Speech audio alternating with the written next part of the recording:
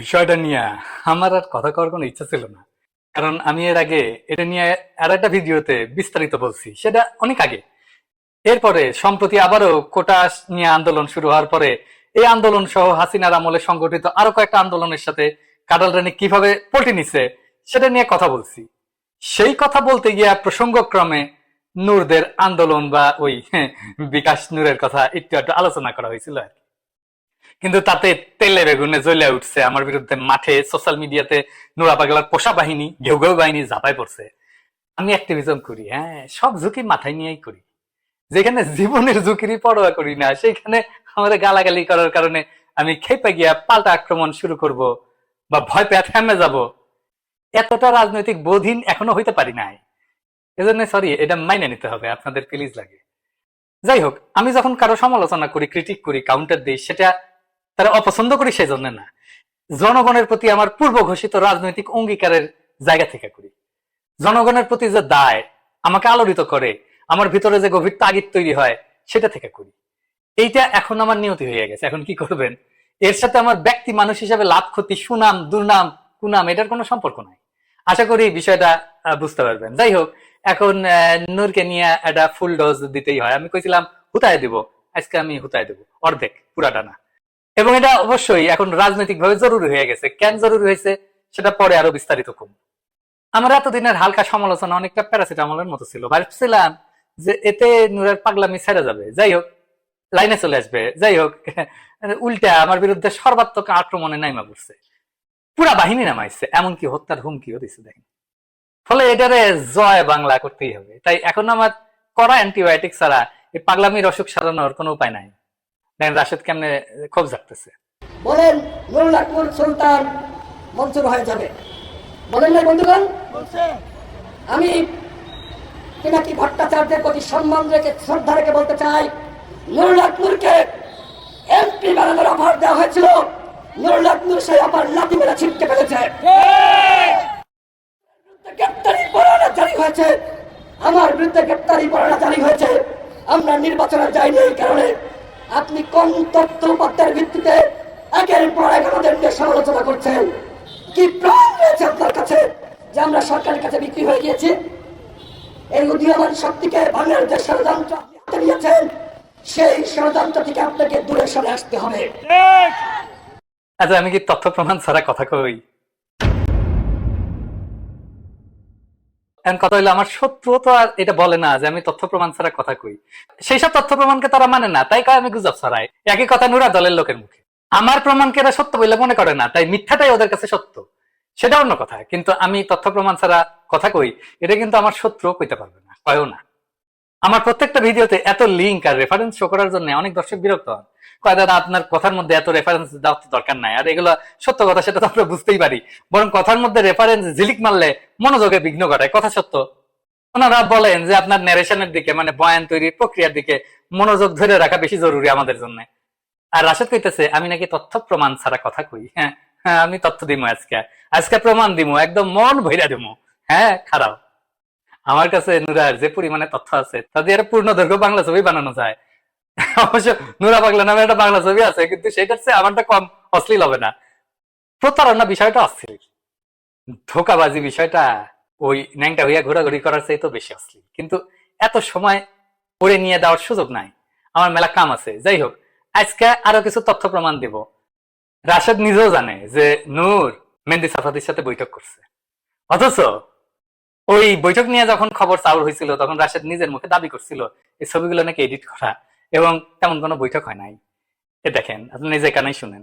নুরুল আকমলের বিরুদ্ধে একটি অভিযোগ করা হচ্ছে। এই অভিযোগ সম্পূর্ণভাবে মিথ্যা, ভিত্তিহীন, এবং যে ছবি প্রকাশ করেছে সেই ছবি এডিটেড। এর আগেও এরকম এডিট করা ছবি, এডিট করা স্ক্রিনশট আমরা অনেক দেখেছি। তো রাশেদ মিয়া মিছা কথা বলতে লজ্জা করে না? হ্যাঁ, এটা গ্লানি হয় না? নিজের কানেই শোনেন, নূরের নিজের মুখে। ইন্ডিয়ান সাফাদির সাথে যদি আমার মিটিং হয়েছে, সরকার পতনের, সরকার উৎখাতের ষড়যন্ত্র হয়ে থাকলে হয়েছে, তাতে আপনার মিটিং এর আগে আসলাম চৌধুরীর প্রসঙ্গ টেনে কথা বলতেছেন তার সাথে, যার মাধ্যমে সাফাদির সাথে তার মিটিং ঠিক হয়েছিল। এটা জানি, যুদ্ধের সাথে মিটিং টিটিং করার পরে তো আবার না, আসলাম ভাইকে ওইটা হচ্ছে একটা ইস্যু। একটা মানুষকে ধরতে গেলে তো একটা ইস্যু প্রয়োজন আছে, তাই না? ঠিক দেখি মিট করলে তাহলে এটা আপনারা জানাই প্রয়োজন। বাট এখানে আর কেউ আছে নাকি অন্য কোনো জায়গার? আছে, আমাদের লোক আছে, বাট এখন বিষয় হচ্ছে উনিও আমাকে চিনে, কিন্তু আমাদের রেফারেন্সটা দেওয়া যাবে না, বুঝতে পারছেন?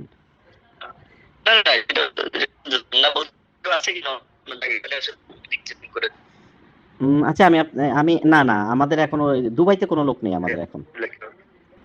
তো ঠিক আছে, দেখা করলে আমাকে জানায়েন ভাই। আর কি বলুন তো, আপনার তো মনে হয় জাস্ট ওই না নিজে মনে হচ্ছে ফাইনাল তো হচ্ছে না মনে হয়। কি বলে করতেছেন? আমি তো ভাই বুঝতে পারতেছি না বিএনপির মুক্তিগতি ভাই।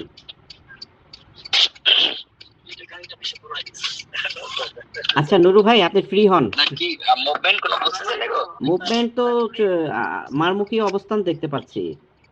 গভর্নমেন্ট তো আমার মনে হচ্ছে যে এইবার শোনেন, মিটিং যে করছে কনফার্ম করতেছে, মিটিং হয়েছে, ছবি তোলা হয়েছে কিনা সেটাও সে বলতেছে ছবি তোলা হয়েছে। শুনেন, তো সাফাদির সাথে দেখা করছেন? হ্যাঁ, চিন্তা করলাম যেহেতু ওই ইয়ে করছে তাহলে তো আমার নেতিবাচক ভাববে, এই তো দেখে করো। শুনেন, আমি আপনাকে যেটা বলি মনোযোগ সহকারে শুনেন। তো মিটিং এ ছিলেন কতক্ষণ আপনি মেহেদীর সাথে? 40-45 মিনিট। আচ্ছা, তো এই ছবি তুলেন নাই মেহেদীর সাথে? আমার ওই যে এসে একটা বোধহয় তোলা হয়েছিল আমাদের। হ্যাঁ, ওইটা আমাকে দিবেন, ওইটা আমি ড্যানিয়েলকে পাঠাবো। ড্যানিয়েলকে আপনার নাম্বার দিব, আমি বলবো যে আমাদের লোক, ঠিক আছে? ড্যানিয়েল আপনার সাথে ফোন দিবে আজকে। আবার দেখেন এই যে হোয়াটসঅ্যাপে যে ছবি চালাচালি হয়েছে, এই হোয়াটসঅ্যাপে গ্যালারিতে নাম্বারটা নূরের না? নূরেরই। সে ছবিটা আছে কিন্তু গ্যালারিতে, মানে প্রথমে যাকে পাঠানো হয়েছিল সে ছবিটা, বিখ্যাত ছবি। এইবার শোনেন, ছবিটা লিখা যাওয়ার পরে নূরের অনুযোগ, বিশ্বাস ভঙ্গের অভিযোগ। কে করেছে? আপনি মালয়েশিয়া আসলে আমি এটা আপনাকে বলবো। না মানুষ সাথে এখন বলেন না, আপনি তো শুধু শুধু আমাকে না না ছবির তাই তো ডকুমেন্টসটা হচ্ছে অনলি আপনাকে দেওয়া হয়েছে, সেটা কিভাবে এভাবে ইয়ে হলো? সুতরাং এটা আপনি বিশ্বাসের ঘাতকতা করেছেন। আপনি বিশ্বাসের মূল্য, আমি আপনাকে দেখিনি, জানি না, চিনি নেই, আপনার সাথে দেওয়া হচ্ছে, বিশ্বাসের মর্যাদা তো রাখতে হবে ভাই। আপনি রিয়েলি বলেন তো ভাই, আসলে আপনি ডকুমেন্টসটা কাকে পাঠাইছিলেন? আমি ভাই কাউকে পাঠাই নাই। এইবার শোনেন, নূরের প্রবাসী অধিকার পরিষদের যেই নেতা তারে ওই জায়গায় নিয়ে গেছিল তার নিজের মুখে স্বীকারোক্তি। শুনেন, নূর যখন সংযুক্ত আরব আমিরাত দুবাই ভিজিটে আসছিলেন তখন তার কিছু তথ্য আমি উত্থাপন করতে চাই। সেটা হলো যে উনি মূলত যে মিটিংটা নিয়ে আলোচনা সমালোচনা হইতেছে, সেই মিটিংটা হয় 28 ডিসেম্বর। আমরা দুপুরবেলা ওখানে দুবাই স্পোর্টস সিটি সেন্টার সামনে উপস্থিত হই, এবং উপস্থিত হওয়ার পর সেখান থেকে নুরুল হক নূর আমাদেরকে বলেন যে আমাদের বড় ভাই মনির ভাই, ওনাকে বলেন আপনি আসেন সাথে, এবং আমাকে বলেন যে আপনারা একজন আসেন। তো যাওয়ার পর ভিতরে ঢোকার পরে আমাদেরকে নুরুল হক নূর আমাকে বলেন আপনি এখানে ওয়েট করেন, আমরা ভিতরে যাচ্ছি। তো উনি নুরুল হক নূর এবং মনির ভাই দুজনে স্মোকিং জোনে যে বসছেন ওই ভদ্রলোকের সাথে, এবং আমি বাহিরে নর্মাল এরিয়াতে স্টার বক্সের সামনে বসে আমি আমার পার্সোনাল টাইম এক্সপ্লেন করলাম। তো সেখানে যখন উনি মিটিংটা কমপ্লিট করে বের হলেন, হওয়ার পর আমাদের যে মনির ভাই, বড় ভাই, উনি চরম উত্তেজিত। হ্যাঁ, উনি বেরিয়ে আসলেন এবং নুরুল হক নূর ওয়াশরুমে গেলেন। মনির ভাইকে জিজ্ঞাসা করলাম কী হবে, এত উত্তেজিত কেন, কী সমস্যা? তো উনি বললো যে আপনি কি চিনেন ব্যক্তিটাকে, যে ব্যক্তিটা মিটিং করলো? আমি বললাম না। তো উনি হলেন মেহেদী সাফাদি, যে একটা সংস্থার এজেন্ট। উনি একটু রাগান্বিত হয়ে একটু ওয়ার্ডও খারাপ করছেন ইংরেজিতে, ননসেন্স এই সেই। হ্যাঁ, তো যাই হোক, ওনাকে আমি শান্ত করার চেষ্টা করলাম যে আসলে ঠিক আছে, যেটা হয়েছে আমরা কথা বলি, বুঝি, তারপর ওনাকে আমরা জবাব দিয়ে আওতা নিয়ে আসবো। আমরা ওনাকে বললাম, জিজ্ঞাসা করলাম আসলে মিটিংটা হয়েছিল, মিটিংটা কী উদ্দেশ্যে মিটিংটা হয়েছিল, কী আলোচনা হয়েছে, তাহলে সেখানে কী আলোচনা করছেন? তো উনি বললো যে মিটিংটা হয়েছে মূলত, আবার উনি ব্যাড ওয়ার্ড করলেন যে ননসেন্স, উনি কালকে জন্ম হয়ে আজকে উনি দেশের রাষ্ট্রীয় ক্ষমতা চলে যাবেন, প্রেসিডেন্ট হয়ে যাবেন, সরকার গঠন করবেন। হ্যাঁ, উনি একক ক্ষমতায় বাংলাদেশের সকল দলকে আউট করে দিয়ে একক ক্ষমতায় তাদের সহযোগিতায় সে সরকার গঠন করবেন, সেই সহযোগিতার জন্য সে তাদের কাছে কী বলে প্রস্তাব রাখছেন, কিংবা তাদের সাথে ডিল করতেছেন। তো সে জায়গায় উনি প্রথমে ক্ষিপ্ত হয়ে উনি আমাদের গাড়িতে একসাথে গাড়িতে যান নাই। উনি দ্বিতীয় যে গাড়িটা ছিলেন, নুরুল হক নূর যে গাড়িতে ছিলেন, সেই গাড়িতে যান নাই, উনি বয়কট করলেন, অন্য গাড়িতে গেলেন। তারপর আমি নুরুল হক নূরকে জিজ্ঞাসা করছিলাম যে আপনারা এখানে মিটিংটা করছেন, এটা কি আমাদেরকে কেন বললেন না আগে? হ্যাঁ, উনি তো পূর্বে আমাদেরকে কিছু বলেন নাই যে উনি এখানে মিটিংটা করবেন। নিয়ে আসেন, আমাদেরকে ধোঁকা দিয়ে নিয়ে আসছেন। তো আমরা কখনো এই ধরনের মিটিংকে সাপোর্ট করি না এবং আমাদের করি না, এবং আমাদেরকে এটা ধোঁকা দেওয়া হয়েছে এবং সেই ধোঁকার জন্য জাতির কাছে আমি এর বিচার দিলাম। যে মিটিংটা রাষ্ট্রদ্রোহী কিংবা রাষ্ট্রের বিরুদ্ধে কিংবা ইসলামী মূল্যবোধের বিরুদ্ধে, সেটা আমি কখনো ব্যক্তিগতভাবে আমি সাপোর্ট করি না, করবো না। তো এটা হলো সেদিনকার ঘটনা, যে এই মিটিংটা হয়েছে, এটা সত্য, আমি সাক্ষ্য দিচ্ছি, আমি এই চোখ দিয়ে দেখেছি। তাই সে ব্যক্তির সাথে তখন যখন মিটিংটা করে তখন ব্যক্তিকে আমি চিনতাম না। পরে যখন আমাদের মনির ভাই বললো যে এই ব্যক্তি, আমি ছবি দেখে তার চেহারা তো আমি মনে রাখতে পেরেছি, আমি বুঝতে পারছি যে হ্যাঁ এই সেই ব্যক্তি, হ্যাঁ মিটিং সত্য এবং এই ঘটনা। আরো তথ্য দরকার, হ্যাঁ আরো প্রমাণ দরকার। হ্যাঁ, এই প্রমাণেও আমি জানি এই প্রমাণেও কনভিন্স হবে না নূরের দলের লোকজন। হাসিনার লোকেরা কি কনভিন্স হয় যে হাসিনা ভোট চুরি করে? কনভিন্স হয় না। হাসিনার লোকেরা কি কনভিন্স হয় যে হাসিনা ফ্যাসিস্ট? হয় না। মোদির লোকেরা কি কনভিন্স হয় যে মোদি একটা ফ্যাসিস্ট? হয় না। তো আমি যদি আরো তথ্য প্রকাশ করা শুরু করি তো একটা সিনেমাই বানাইতে হবে। তো আমি আরো কিছু তথ্য শেয়ার করতে চাই, সাপ্লিমেন্টারি তথ্য আর কি। হ্যাঁ, এটা হয়তো ওর সম্পর্কে যা আছে তার ধরেন 20 ভাগের 1 ভাগ হবে আর কি। আর কিছু প্রমাণ দিই। হ্যাঁ, আসেন দেখেন নূরের সম্পর্কে প্রথম আলোতে একটা রিপোর্ট হয়েছিল। হ্যাঁ, নূরের পরিবার কেমন আমরা জানি, যে খুবই দরিদ্র পরিবার থেকে আসছে, সেটা কোনো সমস্যা নাই, সেটা বরং ভালো। আমরা মনে করছিলাম যে এই ছেলেটা একটা সাধারণ পরিবার থেকে উঠে আসছে, মানুষজনের দুঃখ কষ্ট বুঝবে, এবং আমাদের সকলের সহানুভূতি ছিল তার মধ্যে যে সরলতা, তার মধ্যে যে মাটির কাছ থেকে উঠে আসার যে গন্ধ, সেটা ছিল জন্য আমরা সবাই তারে পছন্দ করতাম। কিন্তু এইটারে সে একটা মৌকা হিসাবে নিল এবং তার ভাগ্য পরিবর্তনের উপায় হিসাবে নিল। তার পুরা পরিবারের ভাগ্য বদলে গেল প্রথম আলোর রিপোর্ট দেখেন। হ্যাঁ, তার ভাই ডিলারশিপ পাইলো, তার দোতলা বাড়ি উঠলো, তার বাপার এখন আর ছোট দোকান করে না। শুধু তাই না, তার আন্টিদের 13 কোটি টাকার বিজনেসের নেগোসিয়েশন করে। শুনে ওই যে আমি একটা কাজ পেয়েছিলাম বুঝছেন, ওই যে ইসের আগে 13 কোটি টাকার। এখন ওই কাজটা একজন আমার এক আন্টিরই ঠিকা, ওই মানে উনি জয়েন্ট ভেঞ্চারে একজনের দিয়ে দেওয়াই ছিল। এখন ওই কালকে হেঁটে আপনি একটু শিওর করলে তাহলে ওই টাকা ওই আন্টি দিবেন, আমার আন্টি সম্পর্ক হয়। কিন্তু ওই যে অ্যাকাউন্ট যাদের লোন থাকে ওনাদের তো ইজিলি হয়, আপনি তো কাজ বাজ করান। এখন আপনি কি একটা তাহলে পারফরমেন্সের গ্যারান্টি করতে পারবেন?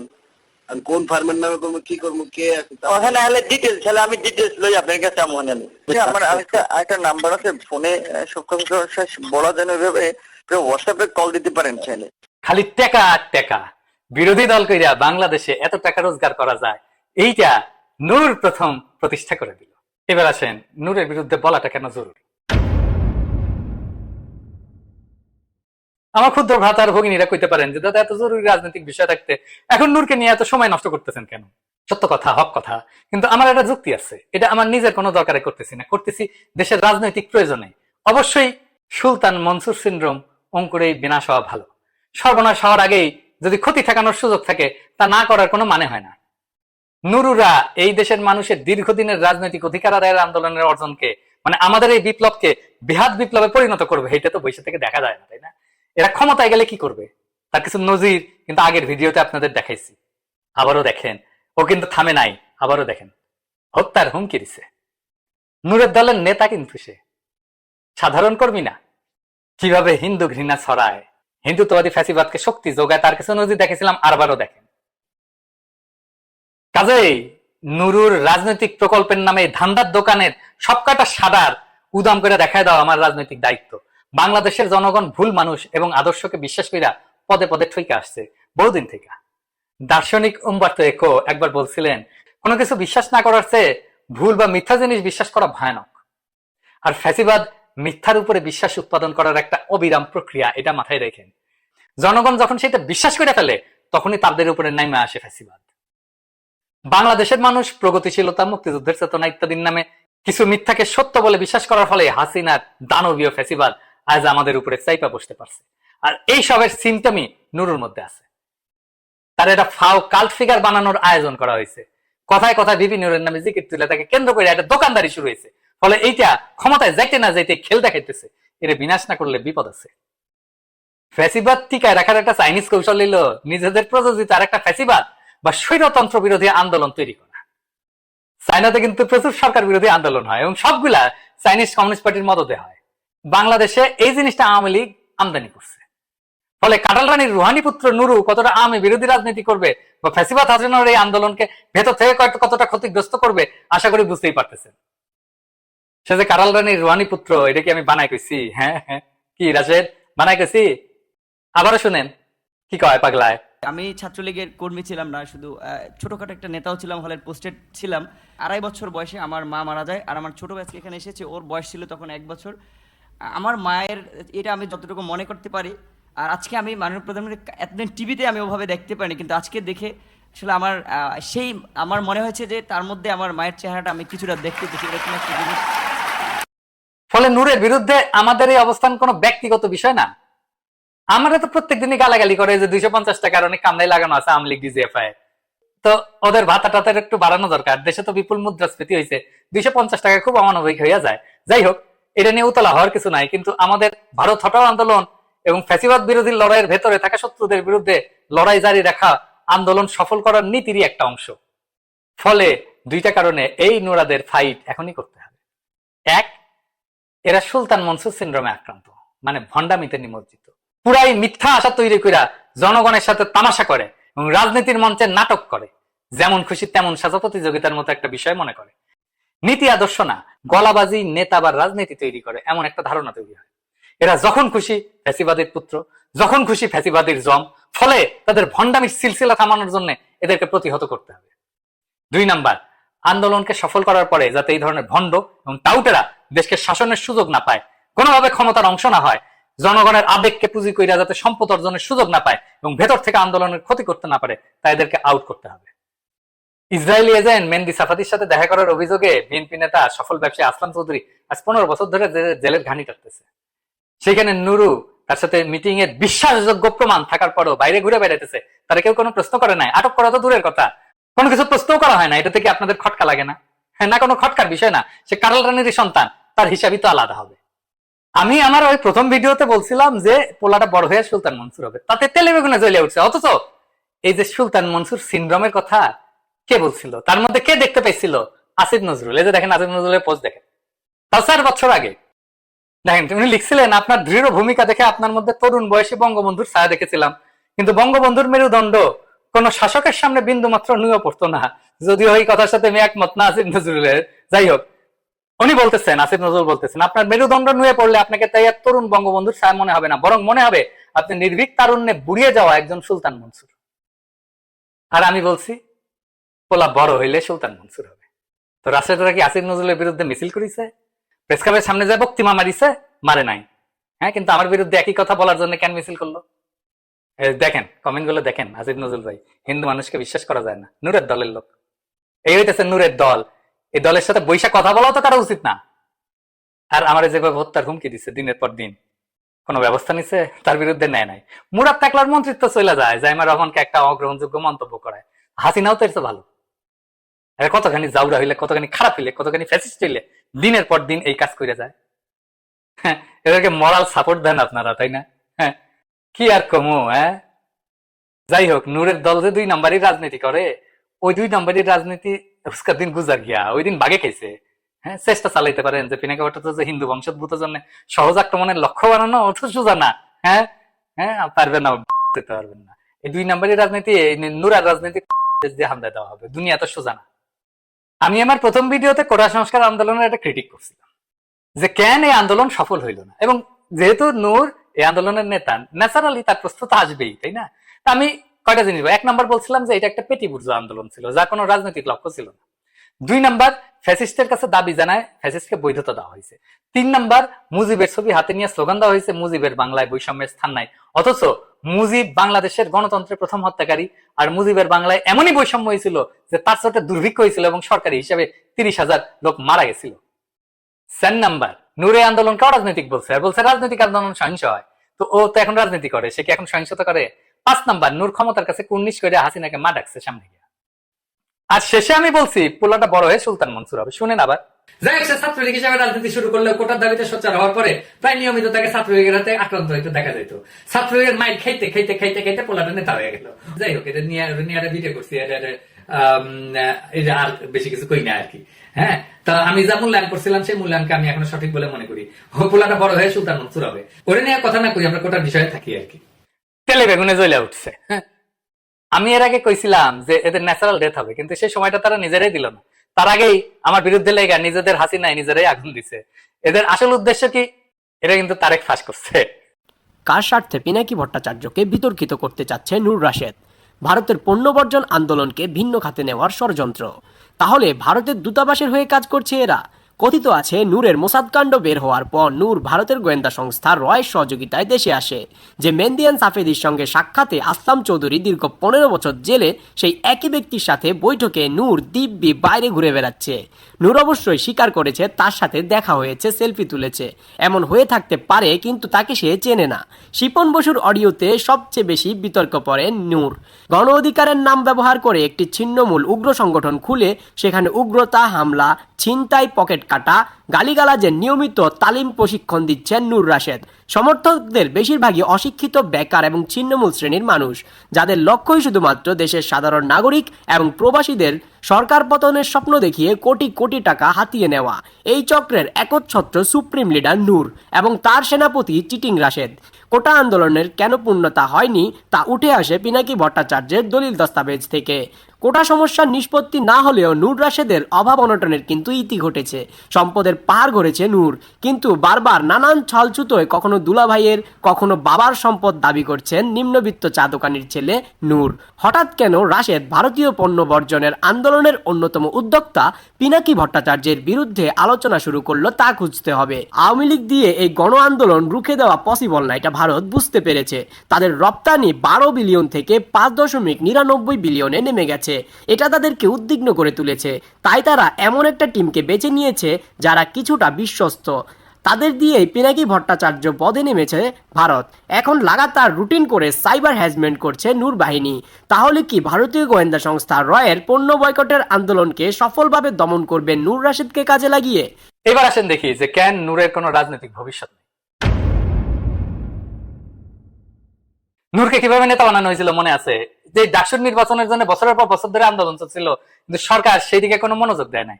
সেখানে হঠাৎ করিয়া ডাকসুর নির্বাচন দেওয়া হইল। কোটা আন্দোলনের বিষয়টা নিয়ে সরকারের খেলাটা যে পাতানো ছিল তা কিন্তু এখন পরিষ্কার।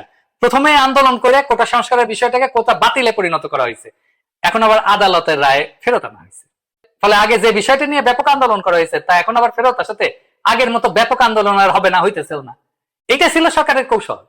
আর কোটা লাগবে, তা না হলে লীগের ক্যাডার, ভারতীয় রয়্যাল লোকজন প্রশাসনে ঢুকবে কেমনে?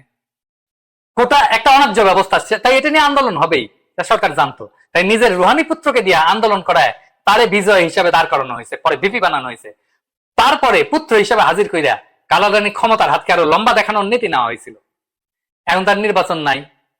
ডাকসুর নির্বাচনে নূরকে কিভাবে জেতানো হয়েছিল সেই সময় ছাত্র দলের প্রত্যেকটা নেতা কর্মী জানে। নূর তো কোটা আন্দোলনের নেতা ছিল না প্রথমে, ওরা তো পরে ইম্পোজ করা হয়েছে। আর নূর যারা ধাপাবাজ তা কিন্তু ছাত্র দলের নেতারা প্রথম থেকে বলছিল। যাই হোক, এরপরে তাকে দল করতে দেওয়া হইলো, তাকে একটা শক্তিশালী বিরোধী দল হিসেবে সেট করার আয়োজনও কিন্তু ছিল দেখেন। এবং সে 300 আসনে ফাইট দিবে কইছিল। তারপরে যখন দেখছে এত তাড়াতাড়ি সুলতান মনসুর হওয়া ঠিক হবে না, চুলে আরেকটু পাক ধরা দরকার, আরো বিপ্লবী ইমেজ তৈরি করা দরকার, তখন দামি নির্বাচনে নূর যায় নাই। কিন্তু সে যে যাবে সে কথা অনেকেই বলছে। সে যে যাইতে চায়, প্রচুর টাকা লাগে, এত টাকা কই পাবো, সরকার আমারে টাকা দিবে বলছে। এই কথা বলছে এবি পার্টির মুজিবুর রহমান মঞ্জুকে, এই কথা বলছে আসিফ নজরুলকে। ওনারাই বলুক বলছে কিনা, তার কাছে গেছে কিনা যে আমি নির্বাচনে যাইতে চাই। মুজিবুর রহমান মঞ্জু বলছে যে আসিফ নজরুলের কাছে যান, উনি সিনিয়র মানুষ, ওনার কাছে শুনেন। আসিফ নজরুল নিষেধ করছে, তাই যায় নাই। এটার এখন বিরাট ক্রেডিট হিসাবে প্রচার করতেছে। যাই হোক, নূরকে কাটালরানি মানে ভারতের প্রেসক্রিপশন মতো তৈরি করা হয়েছে, সোজা হিসাব। এটা বোঝার জন্য বিজ্ঞানী হওয়ার দরকার নাই। সেই সময় ভারত দরদি বিবিসি বাংলার নিউজ গুলো দেখলেই বুঝবেন, তাদের শিরোনাম গুলো খেয়াল করলেই বুঝবেন। আপনি দেখেন কেমনে তারা বিবিসি নেতা বানাইছে। বিবিসি কার পারপাস সার্ভ করে, বিবিসিতে কে ছিল ওই সময়? পুরা খবর পড়তে চাইলে পড়তে পারেন, তবে একটা লাইনে বিষয়টা পরিষ্কার। বিবিসি কি লিখতেছে? বাংলাদেশের সরকার বিরোধী রাজনৈতিক দলের নেতা কর্মীরা যখন রাজনীতির মাঠে ঘর হাজির, তখন নূর ক্রমাগত হামলার শিকার হয়ে জায়গা ছেড়ে দেননি। কি প্রশংসা!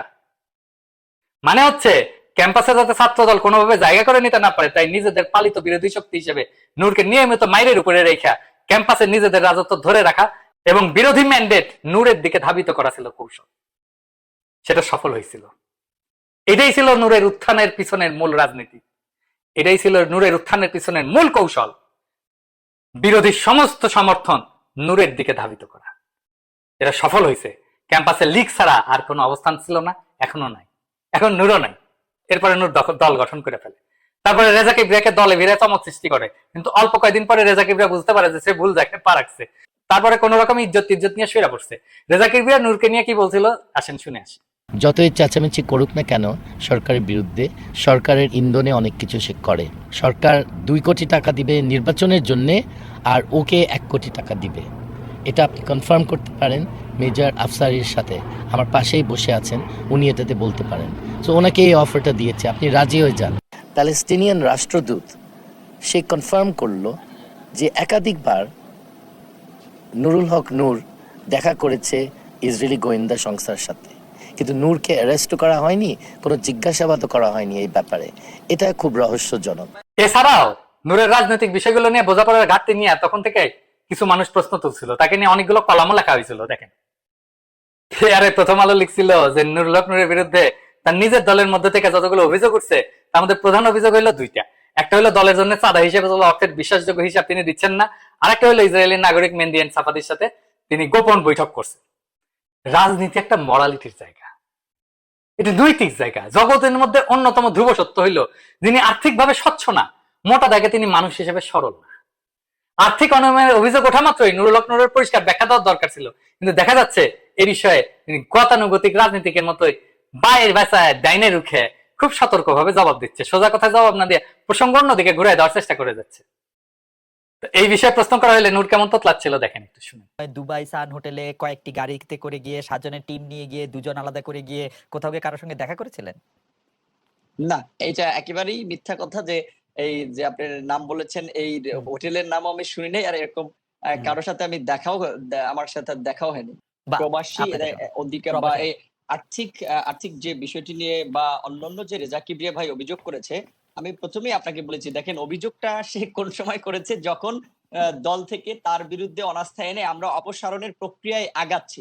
দলে থাকা অবস্থায় বা এই প্রক্রিয়ার আগে, মানে 18 তারিখের আগে তিনি কিন্তু এ নিয়ে মিডিয়াতে একটি টাটুস বলেন নাই, কারোর সাথে শেয়ার করেন। আপনি খালেদ মহিউদ্দিনও জানেন নাই, কোনো পত্রপত্রিকা জানেন। তাহলে এতদিন তিনি কেন বলেন নাই? যদি এরকম আপনার বিরুদ্ধে আমি আনতে পারি নূর, আপনার সঙ্গে আমার কথা হয়েছে, আপনার সঙ্গে অনেক সাংবাদিকের কথা হয়েছে, আপনি রেজা কিবরিয়া নিয়ে কোনোদিন এই ট্যাটু কোনো কিছু কি করেছেন? জি অবশ্যই। আপনি এই যে ইনসাফ কমিটি কিংবা শওকত মাহমুদ কিন্তু বিএনপি বহিষ্কার করেছে, এটা কিন্তু একেবারে দৃশ্যমান একটা প্রক্রিয়া ছিল, যে যেখানে শুধুমাত্র অন্য কোনো রাজনৈতিক দলের নেতা এনগেজ না, শুধু রেজা কিবরিয়া এখানে যেত, আরো অনেকে শুরুর দিকে এনগেজ ছিল, তারা সরে গেছে। কাজে এটা একটা দৃশ্যমান প্রক্রিয়া ছিল। তোতলানো দেখে বোঝা যায় না ঝামেলা হ্যাজ। নূরের রাজনীতি পুরোটাই কিসের উপরে দাঁড়ায় আছে? তার দলের কোন রাজনৈতিক ঘোষণাপত্র, ইশতেহার জনগণের মধ্যে প্রচার করে কোন রাজনীতি গড়ে তুলতে দেখছেন? নতুন চিন্তা বা তৎপরতা দেখছেন? বুদ্ধিবৃত্তিক সাংস্কৃতিক কোন আয়োজন উদ্যোগ দেখছেন? এমনকি রাজপথে কোন প্রতিরোধ গড়ে তুলতে দেখছেন? মানে পুলিশের সাথে মারপিট গ্যাংজাম আছে কোন? নাই। বিএনপির হয় না, জামাতের হয় না, একটা জায়গায় হয়েছে ধস্তাধস্তি, তাও এই বছরে জানুয়ারি মাসে। পরে মিছিল না করে একটা সংক্ষিপ্ত সমাবেশ করছে। আর একটা খুঁজে পাইছিলাম, এই যে বিভিন্ন জেলায় জেলায় ওই ব্যানার ট্যানার কেড়ে নিছিল, এই আর কি। এই হইতেছে পুলিশের সাথে সংঘাত, সংঘর্ষ, রাজপথে লড়াই। বক্তৃতা দেওয়া ছাড়া আর মাঝে মাঝে কিছু লোক নিয়ে মিছিল করা ছাড়া আর কিছু করছে? তাহলে ও কিভাবে নতুন রাজনীতি গড়ে তুলবে? খালি বিকাশ অ্যাকাউন্ট খুলে খুলে নতুন রাজনীতি গড়ে তোলা যায় না। রাজনীতি একটা বিজ্ঞান, এর যেমন অনেক সৃজনশীল বিষয় আছে, এর কিছু কাঠামোগত বিষয় আছে, মানে কিছু নিয়ম কানুন আছে। এসবের কোনো কিছু ফলো করতে দেখছেন? এ ধরনের রাজনৈতিক মতাদর্শ কি কেউ জানে?